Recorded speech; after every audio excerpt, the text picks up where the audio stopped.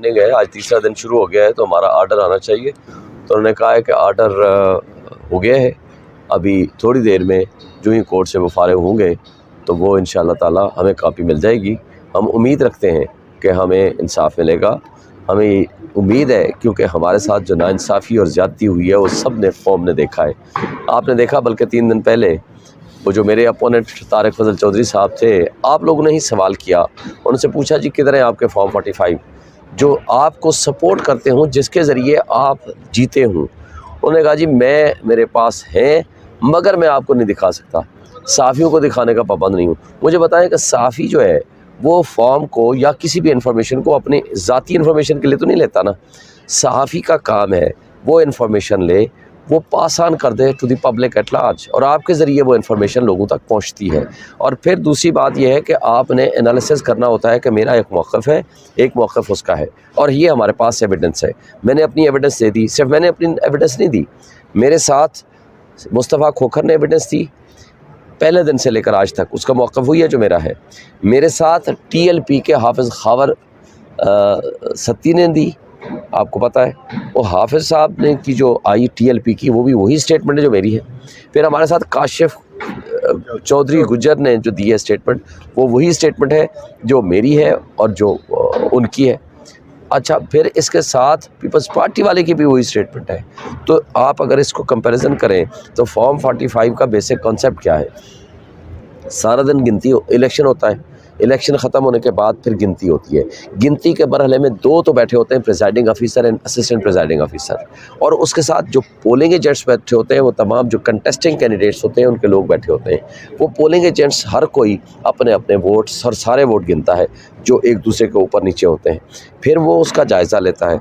अगर किसी एक पोलिंग एजेंट को भी एतराज़ हो, वो फिर लिख के देता है, राइटिंग में भी देता है और ज़बानी भी वो कह सकता है, और दोबारा गिनती भी हो सकती है अगर किसी को एतराज़ हो। मगर हमारे 387 पोलिंग स्टेशन थे, उनमें से किसी एक पोलिंग एजेंट ने एतराज़ नहीं किया कि ये जो आप फॉर्म 45 फिलअप कर रहे हैं, जहाँ तारिक फजल चौधरी के पोलिंग एजेंट्स ने दस्तखत किए हैं, सब ने दस्तखत किए हैं, मगर तारिक फजल के जो पोलिंग एजेंट्स थे उन्होंने भी दस्तखत किए हैं, मेरे भी पोलिंग एजेंट ने दस्तखत किए हैं, मुस्तफ़ा खोखर के पोलिंग एजेंट ने भी दस्तखत किए हैं, TLP के पोलिंग एजेंट ने भी दस्तखत किए हैं, जमात इस्लामी के पोलिंग एजेंट ने भी दस्तखत किए हैं, पीपल्स पार्टी के पोलिंग एजेंट ने भी दस्तखत किए हैं, और वो है बनता है फॉर्म 45।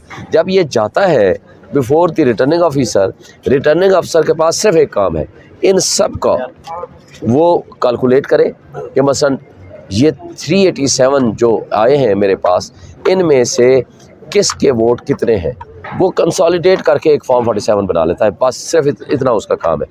वो 47 फॉर्म जो है जब वहाँ तक पहुँचता है, जब हम सारे जीत चुके होते हैं, PTI के इंक्लूडिंग माई सेल्फ, हम इस्लामाबाद के 3 हल्के जीते हैं, और पूरा मीडिया रिपोर्ट करता है उसको, सबके सामने पूरा रिज़ल्ट आता है। हमारे पास मैंने दफ्तर में एक सेक्रेटेरिएट बनाया हुआ था, वहाँ जो ही रिज़ल्ट आता हम उसके अंदर इंडक्ट करते, उसका पोलिंग स्टेशन का नाम लिखते, हम अपने पोलिंग एजेंट का नाम लिखते, आगे हमारे पास कागज़ आ जाता ओरिजिनल फॉर्म 45, क्योंकि हमारे पास तो 2-2.5 घंटों में आ चुके थे।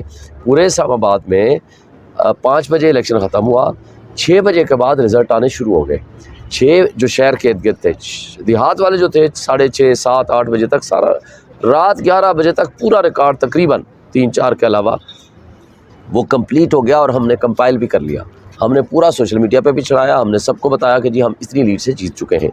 मगर क्वेश्चन यहाँ ये आता है कि वो जो मेरे मुकाबिल, ये सिर्फ ये मेरा वाला केस नहीं है, सारे पाकिस्तान का यही सूरत हाल है। मेरे मुकाबिल जो लोग हैं या बाकी जो लोग हैं वो लाएं जिसमें टेम्पर्ड ना हो। मैं आपको कह रहा हूँ सबको एक तरह का मिला है ना। टेम्परिंग अगर आज कोई कर ले, मेरे पास फॉर्म है, मैं उसके ऊपर 600 को मैं 800 कर दूँ, 800 को मैं 600 को 6000 कर दूँ, वो नहीं। जो बग़ैर टेम्पर्ड जो ओरिजिनल डॉक्यूमेंट है, तारिक फजल हो या कोई शख्स हो, उनको उठा के ले आए ताकि दूध का दूध पानी का पानी हो जाए। ये क्यों छुपा रहे हैं? इसलिए कि इनके यहाँ चोरी है, या इन्होंने टेम्परिंग की है, या इन्होंने उसमें दस्तावेज़ात को ख़राब किया है, तो पर्चा होगा। तारिक फजल भी जेल में जाएगा, वो रिटर्निंग अफसर, उसका नाम है उस्मान अशरफ आई थिंक, वो भी जेल में जाएगा, उसके साथ जो स्टाफ मिला होगा वो भी जेल में जाएगा। हमने छोड़ना नहीं है, नौकरी से तो वो जाएंगे ही जाएंगे, मगर तारिक फजल भी जेल में जाएगा। जो उसका फोर्जरी एंड फ्रॉड का बेनिफिशरी होगा या उसके साथ मिलके उसने जो हरकत की होगी, वो सारे उनके ख़िलाफ़ हम प्रोसीड करेंगे।